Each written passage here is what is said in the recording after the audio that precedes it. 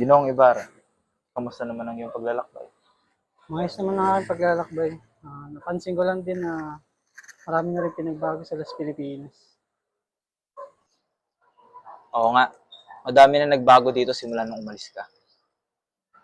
Meron ka ba nababalitaan na batikos ni Padre Damaso tungo sa iyong ama? Halika na sa loob at marami pa tayong pag-uusapan. Magandang tanghali po, Kapitan Tiago. Sa inyo rin po, Tia Isabel. Magandang tanghali din. Maria, Crisostomo, maupo ka muna. salamat po. Buti naman, nakapunta ka. Si Kapitan Tiago at ang kanyang mga panauhin ay abalang nag-uusap-usap nang biglang dumating ang isang telegrama na nakapangalan sa kanya. Mga Ginoo at Binibini, ako ay nakatanggap ng telegrama mula sa Kapitan General, kaya kailangan ko muna umalis. Salamat. Nang umalis si Kapitan Tiago, ay sabay-sabay din binuksan ng mga panauhin ang mga telegramang nakapangalan sa kanila.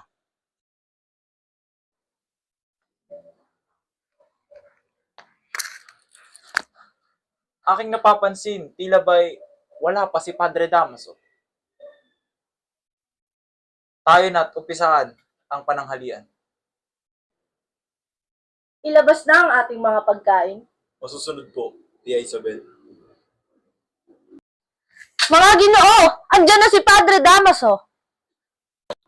At nang dumating si Padre Damaso, tila ba'y nagbago ang ihip ng hangin sa pananghalian at napahimik ang mga panauhin.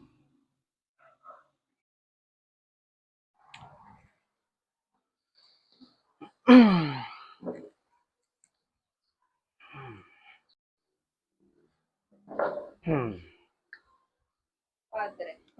Iha.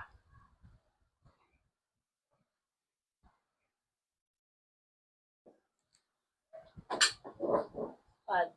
Isabel.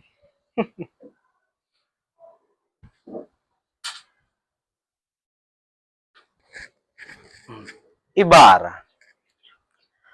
May nabalitaan ako sa iyong ama. Totoo ba ang iyong ama ay isang mamamatay tao? Isang erehe?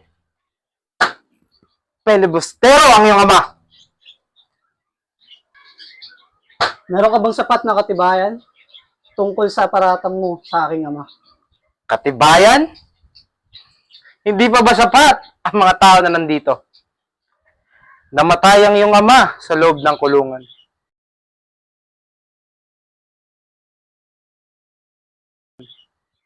Doon na binawian ng buhay. At tinapon pa ang kanyang bangkay sa ilog. Hindi pa ba sapat? Isang mamamatay tao ang iyong ama. Matagal na ako nagtitimpi sa'yo, Padre. Wala kang karapatan na lapastanganin ng aking ama. Manang-mana ka sa tatay mo! Mamamatay tao kayo! Hindi mo alam ang kaya kong gawin. Padre,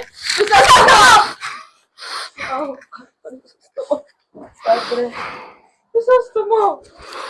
Magunos dili ka. Bitawan mo ng kutsilyo. Isipin mo. Kinabukasan natin dalawa. Ano?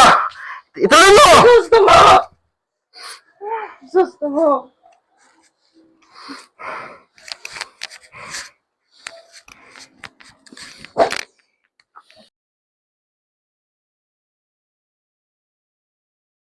Crisostomo, bakit mo naman na yun ginawa? hindi mo ba narinig ang mga sinambit niya tungkol sa aking ama? Pero kahit na, hindi mo pa rin dapat yun ginawa. Hindi na ako nakapagpigil kaya nagawa ko yun. Patawad, Maria.